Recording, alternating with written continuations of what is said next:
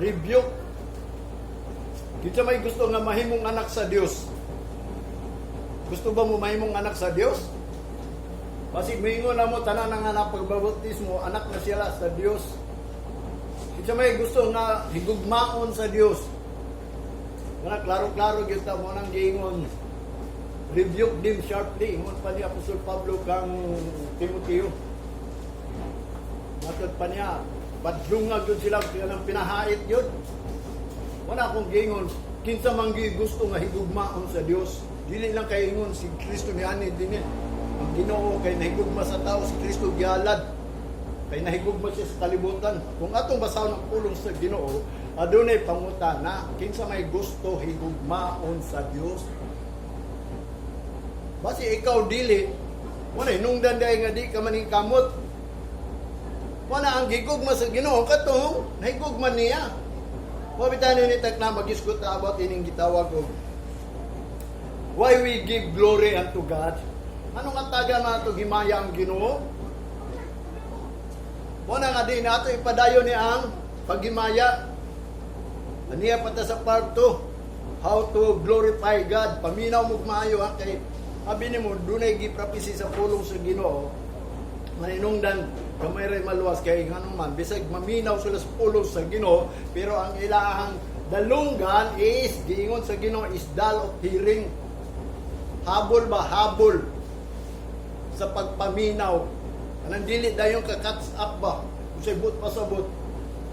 Mabitaw na nga, importante, mangayog yung understanding sa Ginoo kay siyara ang pasabot ini. Although ako nagwali ko, di ko kawali ini tarong, kung di ko kasabot ini. Wala nga ako ipangayo sa Ginoo, wisdom, knowledge, and understanding. Wala ningon si Solomon, the fear of the Lord. That is the beginning of wisdom and knowledge and understanding. Wala nakasabot ko sa pulong sa Ginoo, doon ako'y wisdom, doon ako'y knowledge. Tungod kay nahadlok ko sa Ginoo. O bitaw wabi mo sa tinulang pagka Domingo lang mahadlok ko sa Ginoo untag pa lang sayo. Nga ako ipakita nga dili ko mag-after og oras. Ang akong gi-after nga kanang gusto sa Ginoo nga ang gitan-aw sa Ginoo your heart and mind, di ba? Ingon siya atong una si David nga kinsa katong muhalad aron magbuhat og templo. Katong muhatag sa mga sapi, gold, tanang gamit, materials nga magtukod og simbahan. Pero niingon lang sila nga, ingon si David o si Solomon, those who have a willing heart and a willing mind. Dili nang amot-amot lang ka, dunit-dunit lang ka. Kung dili ka nang aduna gyud willing, aduna lagi kasing-kasing nga kinahanglan mabuhat yun ng simbahan.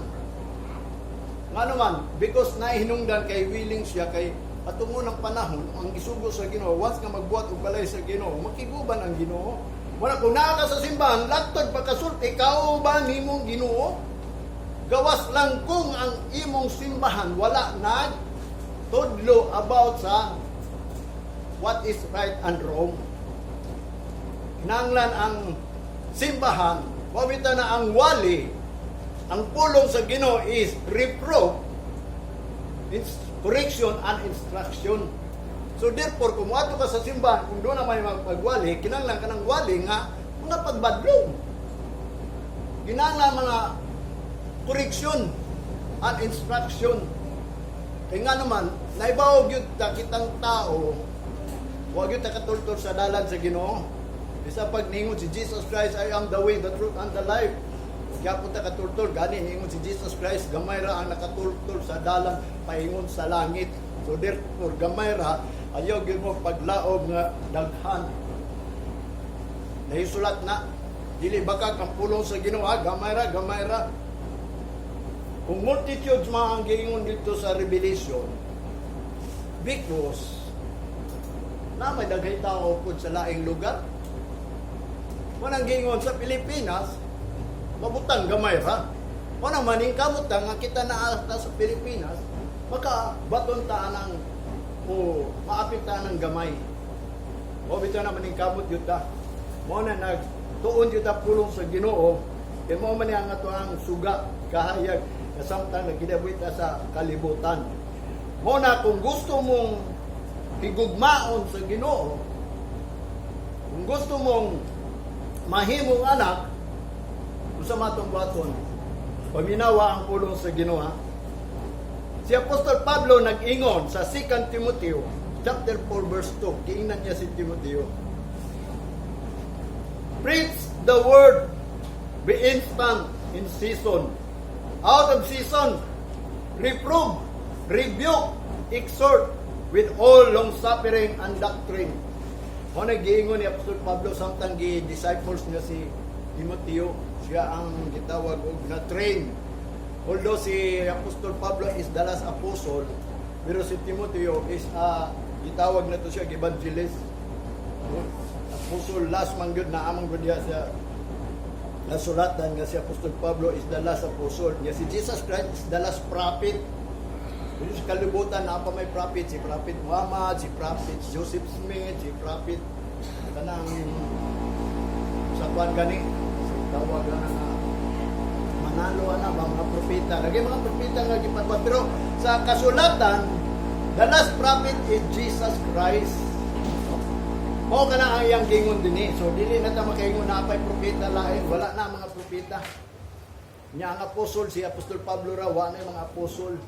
Mga pastors na lang, kanang pastor is gift man lang na, no? The gift of the Holy Spirit, pastors, teachers, duara ka buk ang gidugang, or evangelist, kanang evangelist naglakaw-lakaw na. Yang pastors na arag na nag-stay sa simbahan. Ang teacher na po na, nagatudlo po na siya. Muna ang gasa sa Ginoo is mga magwawali. Muna ang giingon ni Timoteo o ni Pablo sa 2 Timothy, preach the word, be instant in season or out of season. Kanang naa kay higayon ug wa kay higayon, wali gyud. I-reprove, patunay gyud, rebuke, badlunga gyud na sila, exhort gyud nimo, isulti gyud nimo. With all long suffering, sa tanan nimo nga mga pag-amtos gayon. Matod pa niya ang doctrine o panudlo gyud. Pagtudlo yun, muna gingon ni Apostol Pablo kang Timoteo. So, ato ning kuhaon ng rebuke. Kay kuyaw maguning rebuke. Another thing, synonyms of rebuke is chasten, no? Pagbadlong. Sa Titus, chapter 1, verse 13, matod pa ni Titus, this witness is true. Wherefore, rebuke them sharply, that they may be sound in the faith. Aron siya mahimong gayong tunay na adunay pagtuo. Ang iyang pagpangalagad ba, nga usa siya ka tao nga nagtuo gyud sa Ginoo, sound ba?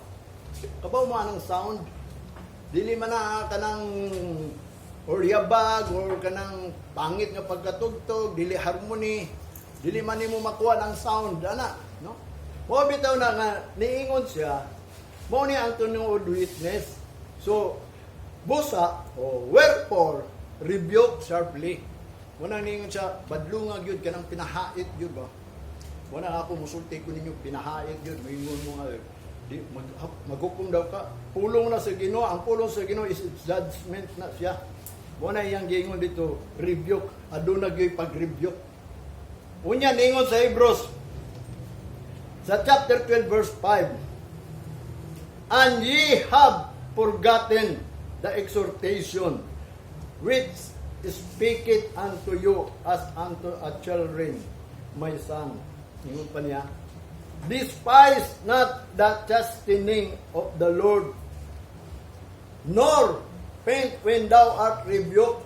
Muna yang gingon, inyo lang gikalimtan ang pag-exhort, ang pagsulti, pagwali. Ingon nga kamu, mga anak, matod pa niya, children, my son, nga anak, despise, ayaw ninyo, kanang gitawag tamaya, ang mga chastening of the Lord, nor pain, kanang mga pagbadlong, ayaw ninyo na tamaya, ayaw ninyo na ingno nimo nga, grabe yung pula, grabe, anang mag-dispute, mag-murmur, muna gingon nga despise. nor pain nga din maluya ka. Sadya nga rebukeon ka. Kay pulong man ni sa Ginoo. Kay importante kay ang pulong sa Ginoo adunay pagbadlong kay dagan bayan ang alagad sa Ginoo nga dili mao. Mao bitan hinungdan ang Israel na adto sa Holocaust bisan nga nagtuon sila sa pulong sa Ginoo, wala lang nila hunahunaa nga ang pag-rebuke sa ilaha unta makatabang nila kay sila gihigugma sa Ginoo. Naunsa naman hinoon gidespise man nila.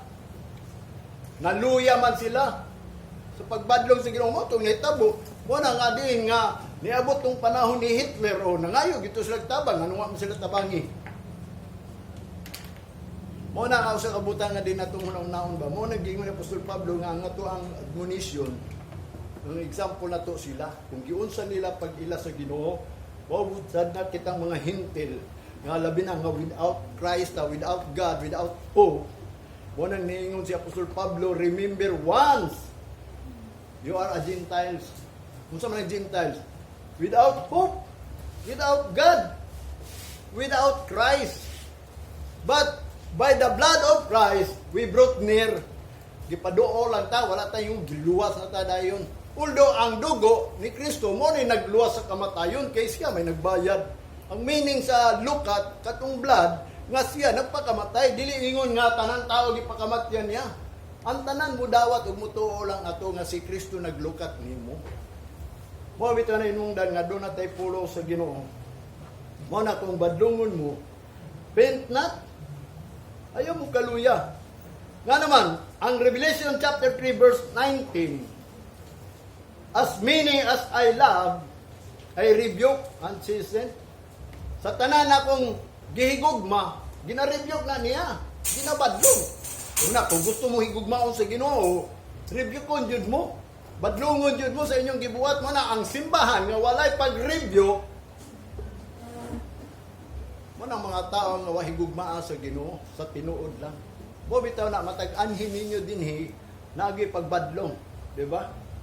Nagi ko'y pag-rebuke ninyo. Mo na balag mga suko mo basta wa mo ko'y mahimo mutuman ba mo dili, mo na kung tinuod ka higugmaon sa Ginoo, rebukeon jud ka kay ngano man matud pa niya sa tanan niyang ginihigugma, iya ginang ginabadlong. Di pwede. Nga naman kung walay pagbadlong, sa iyang gingon dinhi sa Hebrews chapter 12 verse 8, but if ye be without chastisement, whereof all are partakers, then are ye bastard and not sons. Kung wala daw mga pagbadlong, unya kita, mga partakers magkata, unsa man ta? Bastard. Dili ta anak. Mo na nga ako, mubadlong yun ko ninyo, bahalag masakitan mo. Ang pulong sa Ginoo is like a two-edged sword good na. Kanang hait ba? Pag makadungog kayo mo pulong sa Ginoo, igugin mo kasing-kasing, kay basi niyo mo kasing-kasing, wala na, nagtumag pulong sa Ginoo.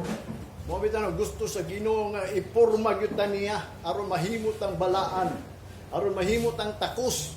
Nigbalik sa Ginoo, dili ta ingon nga abi kay idawat ta sa bautismo, abi kay Christian ta, abi kay pastor ta, abi kay nagtabang ta sa Ginoo, mingon ka luwas na kapag-abot, mubalik si Kristo, nangita siya atong takos. Katong nagbuhat nga giingnan niya katong sample ni Jesus Christ. Well done, my servant.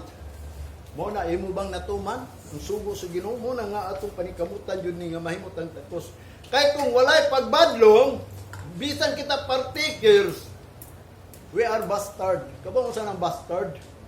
Anak sa gawas. Badlunga daw ng mga tao, bata din sa gawas, ikaw badlong. Di ba? Kasupan ka pa, kawayo ka pa. Ay, amahan ka niya, inahan ka niya. Di gud na nimo anak. Mo na itawag bastard. Mo na ang mga Kristohanon nga walay pagbadlong. Mo na sila mga bastard. Bastardo na sila. Walay amahan nga nasa langit. They are not sons. Mo na yung gingon, are not sons. Bastard are not sons. Mga taong gawas, dili mga anak sa Dios. Bisag pag nabautismo ka, bisag pag Kristohanon ka, mo nang gingon, kinahanglan gayud nga kita makadawat og power. So unsang pagi, unsay gingon niya dito? But as many as received, He give power to become the sons of God, even to them that believe in His name. No? Muna ang tao giingnan sa Ginoo nga sa tanan mituog midawat kaniya siya nagahatag kagahom nga mahimong anak. Labi na niya itong mituo kaniya. Nahimong anak kung mutuo kaniya. Mo ni mutuo ba mo niya, mutuo ba mo ini? Una nga diin ningtak na badlungon tagid mo about aning paghimaya sa Ginoo. No kaning paghimaya sa Ginoo, wa lang nasayod ang tao. Mo din ang work nato. Abi na sa tinuod lang daghang kay mga pulong nga gisulti diri nga ang tao wa kay bawo sa buluhaton sa Ginoo. Mo nang gamay ra nakatultol. Mo na nga atong hisgutan ning gitawag why we glorify God. Why we give glory to God. How to give glory to God. So man to paghatag paghimaya sa Ginoo, sige tagsimba niya. Wa dito kabalo nga ang Ginoo wa na himaya pag-ingon nga giingon ni Jesus Christ nga sample dili ang tanan. Nagtawag Ginoo makasud sa langit nga naman. Wa man day maili ni Kristo. Ningon si Kristo pahawa magbubuhat og dautan wa ko kailan nimo. Bisan niingon siya, di ba Ginoo na prophecy ko? Di ba Ginoo nagwali ko? Nagingiling ko giyawa tungod sa imong ngalan. Unya ang tubag ni Jesus Christ daw kuno, pahawa magbubuhat og dautan. Dautan ba din na? Because kung dili gani will sa Ginoo, mo na akong giingon nga di ka kasud sa gingarihan sa langit. Unsa maging will sa Ginoo? Sa tinuod lang, sa sige na kong ubasa, ang will sa Ginoo is we are called by His name to glorify. Gitawag ta pinagi siya ang ngalan aron maghimaya ta niya. Kabaw man ang himaya kanang paghatag og pasigarbo kaniya, pag-exalt niya. Muna nga usa tabutan kaning pulong nga diin. Why we give glory unto God and how to glorify God. Mo ni akong inyong kamo paminaw gyud mo mayo. Kay kun di mo maminaw, awa na koy mahimo. In 1 Chronicles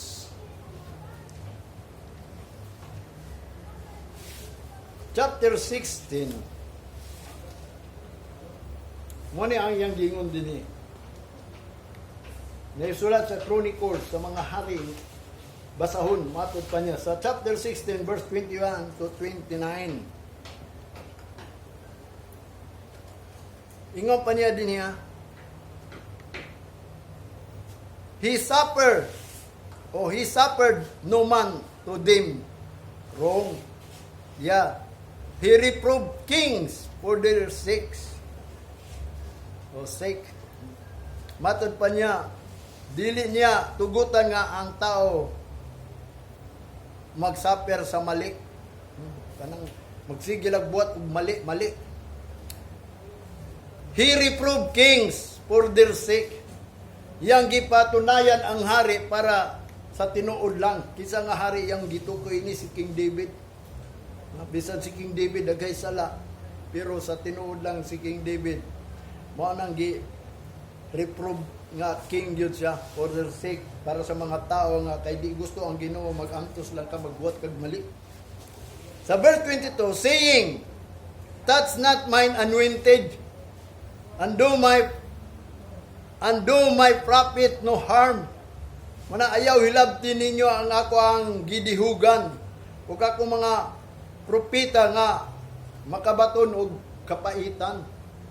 Muna nga nagtudlo gyud siya. Morning got pasubot nga ayaw ninyo na hilabtin ang mga anointed o kanang mga propeta nga pasakitan sa mga tao lang. Muna yang gingon giprove na niya daan ang hari si King David. Muna kay dili man gusto ang Ginoo nga magsapir ta og magbuhat og mali, magsigilan tag simba pagabot day sa panahon. Muna ang gingon ni Apostol Pablo nga din ayaw ninyo himuan ang inyong paglumba sa dagang nga kawang lamang. Kay kita niapil mata sa lumba sa dagan sa kinabuhi. Kay naa pa mong pinising dito kay naiganti ta nga eternal life mo nang nagpadayon ta. Ang malahutay ra mao makraunan. Mo nga ang gusto ni Apostol Pablo ayaw ninyo tuguti nga diin naglumba mo sa dagan sa kinabuhi nga sayang lang. Mo nang disqualified data. Mo nga diin ang pulo sa Ginoo na guide nato. Sa verse 23 mo na niyang giingon, Sing unto God, excuse me, all the earth, shew forth from day to day His salvation. Pag-awit kamo diya sa Ginoo kamong tanan nga niya sa kalibutan, o ipakita ninyo adlaw-adlaw ang kaluwasan. Ngambot pasabot ba nga kamo, linuwas mo, ipakita kada adlaw sa mga tao nga lahi mo nila, mga tao mo mga linuwas sa Ginoo, manibot pasabot niya. Unya sa verse 24, declare His glory among the heathen, His marvelous works among all nations. Muna iyang gingon, ipadeklarar ang himaya sa mga taong walay Ginoo, mga heathen ba, mga walay Dios. His marvelous works among all the nation. Ang iyang matahong nga buhat ngadto sa mga katawhan. Kung sa may matahong nga buhat sa Ginoo, katong gawas niya sa Ehipto atong mga tao nga ang ilang gamahalan nga Dios maoy nagbuhat og mga milagro aron nang sila makagawas. Wonder kana man ang gingon nga marvelous works nga mga kahibugnan nga mga buhat. Mo na iyang gingon ipakita daw sa verse 25, for great is the Lord and greatly to be praised. He also is to be feared above all gods. Kay dako ang Dios nga siya pagadaygon og dako po siya nga kahadlukan sa tanan Dios. Way lain atong kahadlukan siya ra gyud. Ayaw ng mga Diyos diri, ayaw ng mga presidente, ayaw ng mga tao nga nagdumala diri, ayaw na inyong sir, ayaw na inyong maestro. Siya lay kadluki. Mobita na iyang gingon kay siya ang worthy, ang greatly to be praised. Unya siya pod ang ato ang labaw kadlukan sa tanan Dios. Muna nga wala tay angay kadlukan ri kundi ang Ginoo lang. Muna nga ako mingon ko ninyo, ang Ginoo nagsugo og usa ka adlaw. Nasa 10 commandments na, di ba? Sabbath day, keep it holy. Muna kining adlaw ni, muna ang Sabbath. Kinahanglan madlo kay ini nga diin-dili ni mo ni bantayan nga balaan. Keep it holy good. Muna nga siya lang angay atong kadlukan unya dili ta maminaw ining adlaw sa Ginoo. Kini pulong sa Ginoo. Nga matod pa niya sa verse 26, for all the gods of the people are idols. Kay ang tanan Dios sa mga katawhan, mga idols na. Mga idolatry, kung kinsa na imuhang gihatagan og himaya, o gihatagan nimo pagdungog, pasidungog. Wala na, siguro wala kaila sa Ginoo. Di ba Mother's Day man ron? Kabalo ba mo ana? Siguro mo greet mo sa mga mothers ninyo, sa mga mothers, bisag sige mo bunalan atong unang panahon. So dili ginaangayan sila daygon ta, pero although obey your parents in the Lord, mo bitaw na nga ang paghimaya ala lang sa Ginoo, dili sa tao. Wana nga matod pa niya dinhi, for all the gods of all